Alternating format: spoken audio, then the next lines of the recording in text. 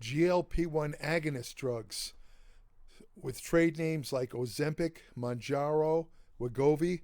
These have become among the most popular drugs currently being prescribed throughout the world. Uh, for some reason, in the United States, if you don't have insurance, these drugs are exorbitantly expensive, costing over $1,000 for most of them. If you get the same drugs in other countries, even without insurance, they're as little as $40 or less. But that's a whole different issue. I don't want to get into it. Bernie Sanders was talking about that in Congress. It's just the bad health care system here in the United States completely rips off people. Again, I'm not going to get into that, but the point I'm trying to make is these drugs, they come under the heading of GLP-1 agonists. GLP stands for glucagon-like peptide. GLP-1 is a natural substance, a protein produced in the gastrointestinal tract in response to a meal. It works with insulin, helping to control blood glucose levels. It also does a couple of other things. It's involved in appetite regulation by adjusting or modulating leptin signals. Leptin is a protein secreted by the lipocytes of fat cells that it sends signals to the brain that fat cells are replete with fat, which turns off the appetite center in the brain so you're not as hungry. And the GLP-1 also produces a feeling of fullness. And the combination of all of them, meaning a feeling of fullness, also it slows down the passage of food through intestinal tract. That's called intestinal motility. That and plus the appetite suppression, the signals to the brain that basically lowers the appetite and the control of blood glucose. The fact that GLP-1 makes insulin much, much more effective makes these drugs very useful to treat diabetes and insulin resistance. And in fact, that's what they were originally designed for. Now, even though drugs like Ozempic have become very famous lately, mainly because of usage by famous people, I'm not going to mention any names because screw those celebrities. I don't care about them. I'm not going to even mention them. But, I'm sure you know who I'm talking about. A lot of famous celebrities have basically used these. Ozempic is the one they frequently use. And they use it to control their weight, to drop weight. And it's very effective.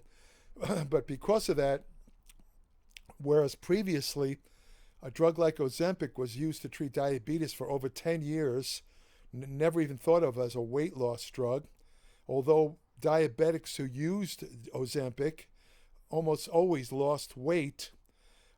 It wasn't until the celebrities revealed their use of it that it became worldwide famous, these drugs like Ozempic and the rest of them. What happened was it switched from becoming primarily a diabetes drug to help control blood glucose. It's transmogrified into a weight loss drug. Now, as a weight loss drug, GLP-1 agonists, now the word agonist means similar, so GLP-1 agonists work like GLP-1. Now, you might say, why not just give GLP-1? Well, GLP-1 is secreted naturally in the body. It's under a class of proteins called incretins. Another one's called glucose inhibitory peptide. That's included in the drug Mounjaro, which has both semaglutide, which is a GLP-1 agonist, and it has another drug which is a GIP agonist. So when it comes to weight loss, it turns out that Mounjaro is, recent studies show it's by far the most effective of the GLP-1 agonist drugs. But like I say, these drugs are extremely effective. People who have gone on diets, 85 to 90% of diets fail for a number of reasons, mostly because of lack of compliance. People start diets with good intentions, whatever their goal is, whether it's a health goal or to look slimmer. They start it out, but after a while they go on binges, they can't stand the diet, and the diet fails. Another problem is that people will successfully lose weight on a diet, especially a calorie-reduced diet or a low-carbohydrate diet. But as soon as they finish the diet, they start eating the way they did before the diet, and all the weight comes back. And because of this, most diets have a 95% failure rate.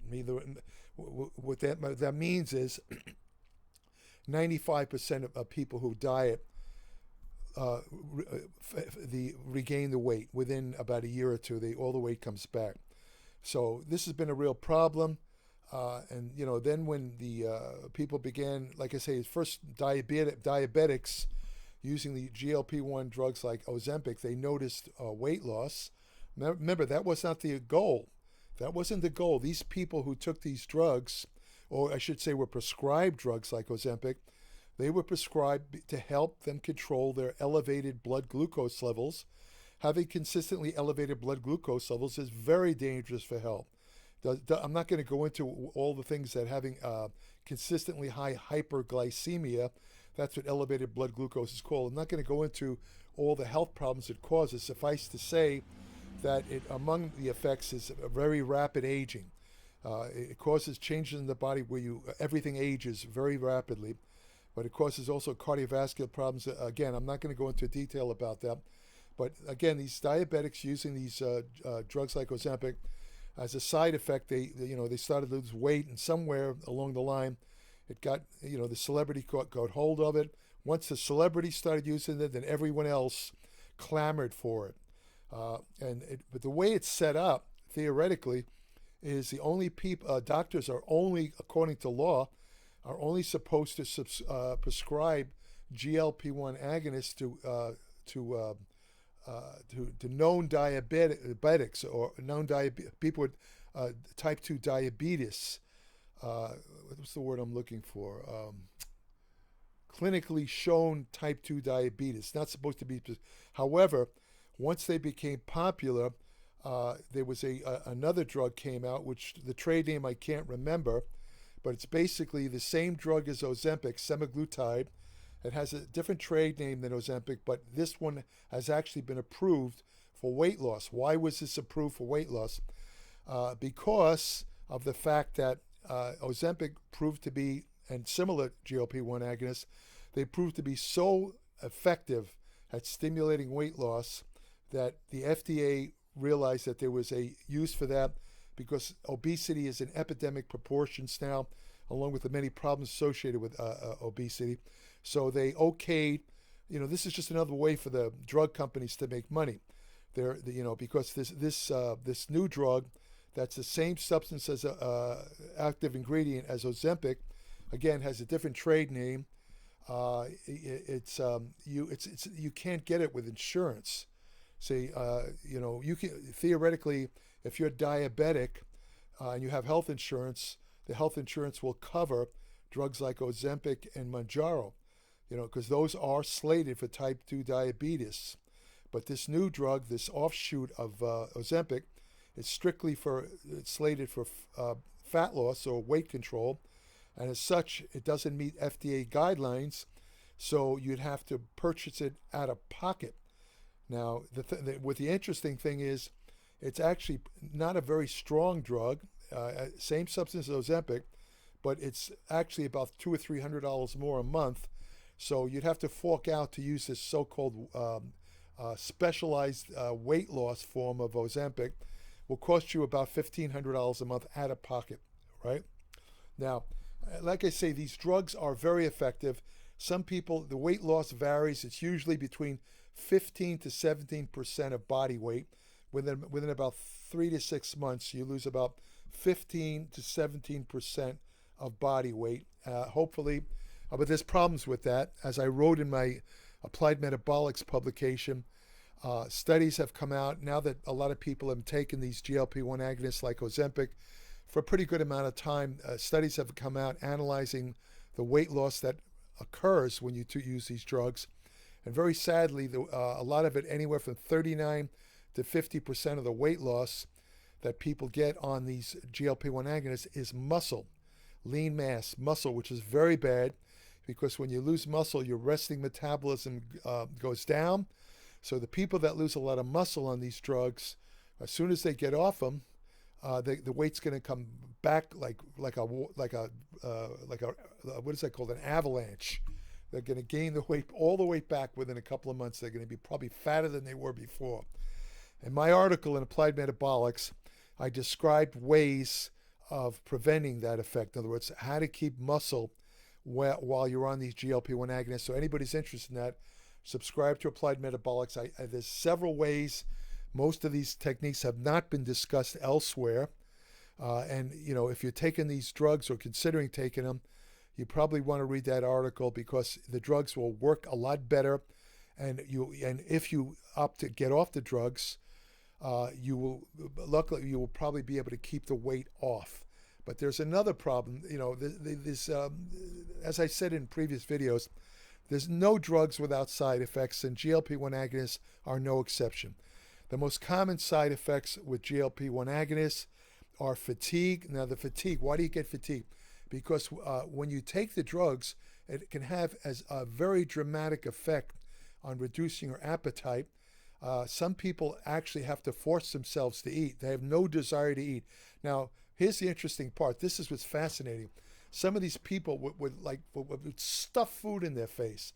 They couldn't stop eating. They had out of control appetites. They get on this drug and they could barely eat. I mean, that's how well it works to cut your appetite. Plus the fact that it slows intestinal motility, or the passage of food through the intestinal tract. It makes you feel full. So the net effect, it's almost like you've had bariatric surgery, which involves removing parts of your stomach, or, you know, changing your internal organs so that you can't tolerate more than like a tablespoon of food. Well, these are kind of like chemical versions of bariatric surgery. Now the problem is that now the fatigue that results, some people, their appetite dissipates to a degree where they're hardly eating any calories at all, so their energy levels get very low, and that produces fatigue. And that's a problem, because with excessive fatigue, you're not going to want to exercise. You're going to, I'm too tired to exercise. I don't have the energy. But that's very, very bad when you're on these drugs, because if you don't engage in resistance training, you're going to lose muscle for sure. There's no question about it. Another common side effect is nausea. Again, the nausea has to do with the retention of food, the slowing of food. Certain, let's say, nerve receptors are affected. You can get acid reflux, where you get this backup acid feeling in your throat. Again, muscle loss. Muscle loss has a lot to do with your protein intake. And then you get physical side effects. One of them is called Ozympic face. Excuse me. Ozympic face results, a lot of people, like I say, some of them will lose as much as 70, 80 pounds over a course of maybe, let's say, 9-10 months. And when you lose weight to that extent, especially if you're over 40, you have to understand, you have fat in your face. It's not as obvious as other parts of your body. But when you lose substantial amounts of fat, your body loses fat everywhere. There's no such thing as spot reducing. When you lose body fat, you lose body fat everywhere, including the face. Now, a lot of people have lines and wrinkles that are hidden because of the fat in their face. You know, it's like a camouflage. So what happens is, when they go on, when they lose these, let's say 70, 60, 70, 80 pounds, when using a drug like Ozempic, now the fat in the face gets practically down to nothing, and every wrinkle of the line that was being hidden by the Ozempic now comes out in bold relief.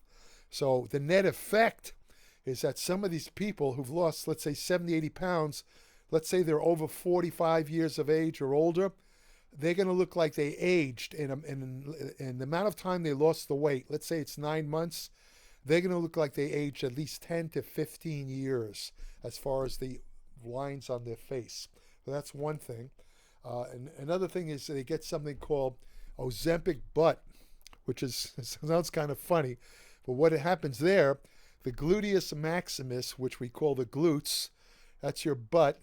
That's the most obvious part of your buttocks, is the gluteus maximus. It's the bulkiest muscle in the human body. A lot of people don't know that. What happens is the people that lose extensive amounts of muscle, they will have the way the body loses muscle. If if you start to lose muscle for whatever reason, it's gonna break down the muscle that's considered the least important first, or the muscle that has, let's say, the thickest muscles in the body. They're going to go first, and it turns out the buttocks, being the thickest muscle in the body, is going to be the first muscle to be affected by extensive weight loss from GLP-1. So what happens is your buttocks practically disappears.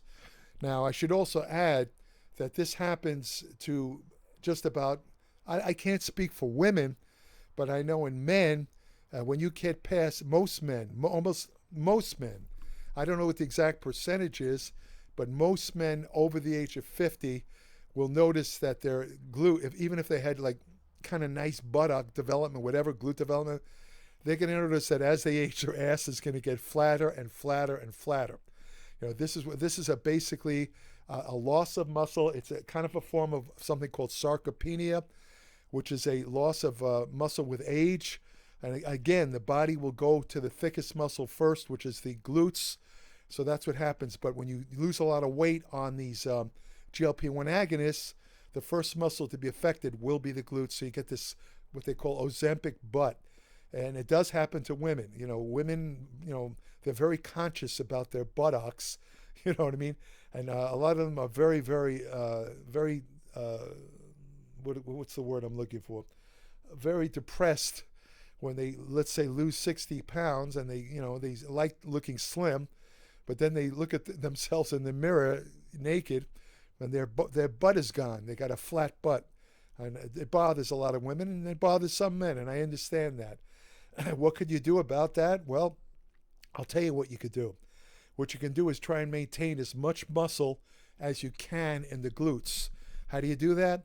First of all, you got to make sure whenever you take GLP-1 agonists, any of them, whether it's Ozempic, Wegovy,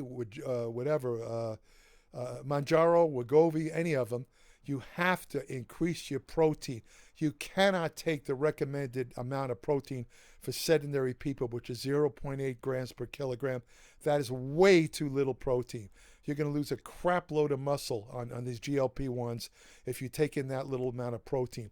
So you have to actually take in more protein. As a matter of fact, even if you're not a bodybuilder or involved in sports, if you're using GLP-1 agonists and you want to maintain muscle, including the glutes, you're going to have to take about a gram per pound of body weight, or 2.2 grams per kilogram. That's actually more than it takes to build muscle. The range of protein needed to build muscle is 1.7 to 2.2 grams per kilogram. So you'd have to take the upper end of the amount of protein recommended for building muscle, even if you're not doing any exercise. Otherwise, you're going to lose muscle, including the glutes. The second thing, if you want to prevent Ozempic butt, is you're going to go to the gym and you're going to do direct glute exercises. Now, you have the glute machines, which are really excellent. There are various types of glute machines. Usually involves you're raising your leg back, something on the, this and that. There are all kinds. Some of them are standing, some of them you're on your knees. Then you have the, what is that called? The hip, I forgot what they call it, where you put a bar or a machine over your hips and you just thrust upwards. I forgot what the name of the hip something, or I don't remember what they're called. That's another way to work your butt. I personally don't think that's a great exercise. And then there's the old standards: squats, leg presses. All these standard thigh exercises work the glutes. But if you want to work the glutes when you do squats, you're going to have to do a full squat. That means pass parallel all the way down. That will help you maintain your butt. If you do this, increase your protein, and do glute exercises, you'll prevent about 98% of the loss of the glute muscle that would otherwise occur on GLP-1 agonists. Now, there's a couple of, like I said, protein is very often a problem, because when people take these drugs like Ozempic, they lose their appetite, and it's very difficult for them to eat any kind of food, including protein. But if they don't eat the protein, they're going to lose muscle. You have to, if you can't eat the protein in food, from natural food sources like meat, fish, eggs, that type of thing. What I would strongly suggest while you're on GLP-1 agonists, get a protein supplement. Get a good, solid 100% whey supplement. Make sure it says 100% whey, because a lot of the whey proteins are they're with the added amino acids. They're bullshit. I mean, they don't contain. They're like 50% whey. Make sure it's a 100% whey product. You take about 2 of those drinks a day, will give you at least 50 grams of protein. Hopefully, you'll be eating some protein from food, so should be getting over 100 grams of protein, and that'll take care of the protein. Another problem, a very common problem when people start these GLP-1 agonist drugs, is constipation. Why do they get constipation? Because they stop eating foods that contain dietary fiber. Dietary fiber, you have to understand, is very filling. That's one of the advantages of fiber. When you eat a high fiber food, it fills you up so you don't overeat. You don't eat too many calories. But you have to understand, with these people that are taking these drugs like Ozympic, the drugs themselves already make them feel full. So they don't have much desire to consume dietary fiber. But the problem with that is the delayed gastric emptying and the reduced intestinal motility. In other words, the food slows down, the water is absorbed, and the next thing you know, you have raging case of constipation. Raging case. The recommended dietary intake of fiber is 25 to 35 grams a day. I go a little above that. I get about 60 grams a day. I've been doing this for a while though, but you have to take in some fiber. If you're not going to, if you want to get it from food, you get it from fruits and vegetables, carrots, broccoli, Brussels sprouts, blackberries, apples, beans, legumes. Those are good sources of fiber. And again, if you can't eat those natural sources of fiber, definitely take a fiber supplement. Now, I'm going to make an admission. When I said I get in 60 grams a day of fiber, about 3/4 of that comes from fiber supplements, because I don't eat a ton of fruits and vegetables. I once a day I take a fiber combination that consists of psyllium. The other one is apple pectin, and the third one is hydrolyzed guar gum. These are all powders. I take about a tablespoon or 2 of each. I mix it in sugar-free Kool-Aid. I take a good amount of Kool-Aid, because when you take in a fiber powder, you got to take a lot of liquid. Otherwise, it could actually get stuck in your throat, and very dangerous. I take that once a day, and that drink alone gives me about 45 grams of fiber. It gives me more than the entire daily suggested amount of 35 grams. So that's what you do. If you take the fiber, you're not going to get the constipation that most people get when they start GLP-1 agonists. So what else can I say? Oh, there's a couple other drugs. Oh, vitamin D. Hold on a second. Wait. Vitamin D. Vitamin D is another one. You want to take vitamin D. Vitamin D is, most people aren't getting enough vitamin D anyway. The most reliable source of vitamin D is to go out in the sun for about 15 to 20 minutes with most of your body exposed. But there's caveats to that. The sun has to be in the right place in the sky. You have to get a certain angle of the UV rays to react with the cholesterol in your skin. And the UV rays react with the cholesterol in the skin and turn the cholesterol into vitamin D. But again, the sun has to be in the right part of the sky at certain times of the year, and especially certain latitudes. The sun is not in the right place in the sky, so you can be outside all day long, and you're still not going to get your own vitamin D. But if you're able to do that, just going out for about 15 to 20 minutes, your body will produce 20,000 units of vitamin D. Most of it will be broken down, but your vitamin D will be covered. If you can't do that, then you're going to then I strongly suggest a vitamin D supplement when you're on GLP-1 agonists, because vitamin D is extremely hard to get in any food. There are foods that contain vitamin D, but you have to eat a lot of them to get the optimal amounts of vitamin D that have been shown to affect health.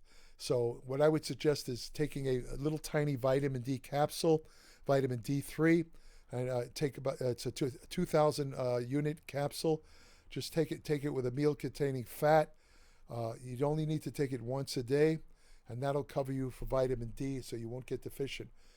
Vitamin B12, There's a problem there because the delayed gastric emptying that occurs because of GLP-1 agonists, the B12 to be absorbed, it has to undergo certain changes or interactions in the stomach. The stomach secretes a protein called the intrinsic factor that is stimulated when you eat food. When you eat food, the parietal cells of the stomach secrete acid. The acid stimulates the release of this factor, intrinsic factor, that's needed for the absorption of B12. Unfortunately, when you take the GLP-1 agonist, it interferes with that process, so you could theoretically get a B12 deficiency. Now, B12 is only found in animal protein foods, such as fish, lean meat, and eggs and dairy. So if you're not going to eat those foods, or if you don't have the appetite, again, very simple, take a B12 supplement. I take a sublingual B12. It's a tiny, tiny little tablet. You put it under the tongue. It actually dissolves in about 2 seconds. And it has 1,000 micrograms of B12, which is the same amount that's found in a B12 injection. And when you take it sublingually, it's just like getting a B12 injection. That will cover it. That will cover your B12. Now, the reason I take a B12 supplement is not because I'm on GLP-1 agonists, which I'm not. I take it because I do use another drug to help control my insulin resistance called metformin. And long-term use of metformin also is known to interfere with B12 uptake. So to prevent any B12 problems, I myself take a B12 supplement, the one I just told you about. Calcium is another problem because, again, if you're not eating dairy foods like milk and cheese, those are the most reliable sources of calcium. You could wind up, women are especially problematic because they don't eat a lot of these foods. You can get calcium in certain other foods, dark green leafy vegetables, such as cooked collard greens and spinach. They can provide 300 milligrams of calcium per cup. Tofu, soy product, contains calcium. Sardines contain calcium. But, if you don't want to eat those foods, then just take you could either take a straight calcium supplement. The one I would recommend is something called calcium citrate, because it's the most easily absorbed form of calcium. Most calcium supplements require a meal because you have to have an acid secretion to absorb supplemental calcium, with the exception of calcium citrate. You could take that at any time with a glass of water or anything like that. And I mentioned vitamin D, and I think really that about covers it. I'd also throw in, just for the hell of it, I would throw in a good vitamin mineral, along with those vitamins. Just a good high potency vitamin mineral. The reason being, again, in many cases, the appetite is so substantially decreased that you're not going to eat a large variety of foods. And if you don't do that, you're at risk at vitamin deficiencies, especially if you use GLP-1 agonists long term. I'm talking about more than a year. Now, the drug companies are trying to push they're trying to say that obesity is a disease. And just like people take insulin, sometimes diabetics have to take insulin to control diabetes. They're trying to portray GLP-1 agonists as the cure for obesity or the treatment for obesity, completely overlooking exercise and diet. They point out that most people don't engage in exercise and that they don't diet enough to lose substantial amounts of fat. So they're portraying drugs like Ozympic as the ultimate cure for obesity, with the implication that these drugs, you get on them for life. In other words, you don't get off them. Just like diabetics, especially type 1 diabetics who don't make their own insulin, they can't get off insulin. They got to stay on insulin or they die. So they're trying to portray drugs like Ozempic as life-saving medications that you don't get off. You stay on life. Of course, this is a huge financial bonanza for drug companies. I mean, if everybody who falls under the category of obesity stays on, let's say, Ozempic for life, you're going to talk about more money than any oil company or pharmaceutical ever makes. It's a multi-billion-dollar, probably trillion-dollar business. So, I don't believe in that. I don't think that the idea, and I don't think insurance companies are going to pay, the extensive cost of these drugs for 10 years for people. I don't think they're going to do it. Pretty soon, one of these days, they're already trying to cut down on that by demanding doctors only prescribe these drugs to type 2 diabetics, with the exception of that drug I mentioned earlier, which is actually approved for weight loss, but that's not covered by insurance. That's $1,500 a month out of pocket. So a lot of people aren't going to stay on that for life unless they have a lot of money, But the drugs, nobody really knows the long term. There was a couple of scares when the drugs first came out, GLP-1 agonists. They were saying that animal studies show it caused a type of thyroid cancer. Since then, they've done follow-up studies with hundreds of thousands of people who've used them. Some of them have used them for quite a while, such as diabetics. There's never been any cases of any thyroid cancer. However, if you have a genetic predisposition for these particular types of thyroid cancers, they do warn you to probably keep away from the drugs. But the drugs themselves don't cause thyroid cancer. But what is interesting about these GLP-1 agonists, and this is the last thing I'm going to say about them, is, and I find this really interesting, the most recent studies that have come out about all these GLP-1 agonists have shown they have far-ranging effects on health in a good way that go well beyond just controlling obesity or appetite. They've been shown to help prevent cardiovascular disease. They've been shown to help prevent kidney disease. They've even been shown to help prevent degenerative brain disease. So these drugs apparently have a lot of good effects. But again, I when you draw a line under it, I'd say they're very effective for what they do. They definitely help control blood glucose in diabetics, and for about 80% of people that use them, they're going to have tremendous effects on weight loss. And they might even, again, help save your life by helping to prevent some of those other diseases I just mentioned. But again, they do come with side effects. But if you follow the ideas and guidelines that I mentioned in this video, especially the nutritional guidelines and the exercise guidelines, meaning you have to engage you have to engage in resistance training.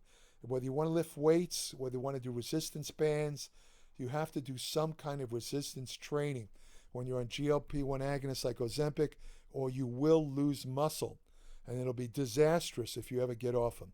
So that's all I'll say in this video.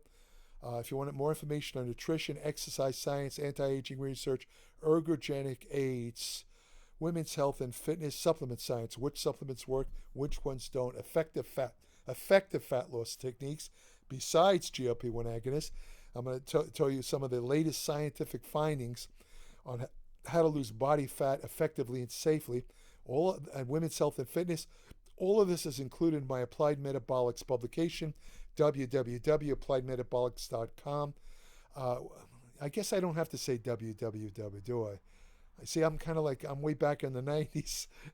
It's appliedmetabolics.com.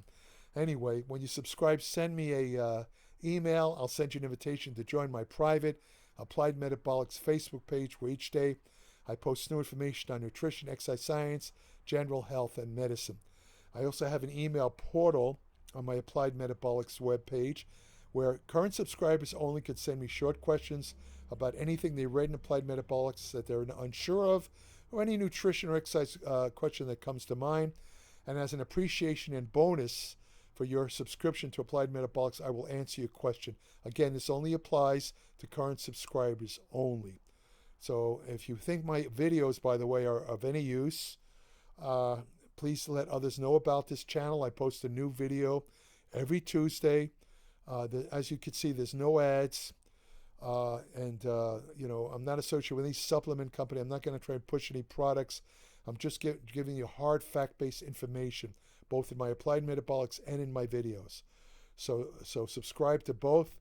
Take care. Thanks for listening. And if you want to have the best friend you'll ever have, you go to your local shelter, adopt a dog.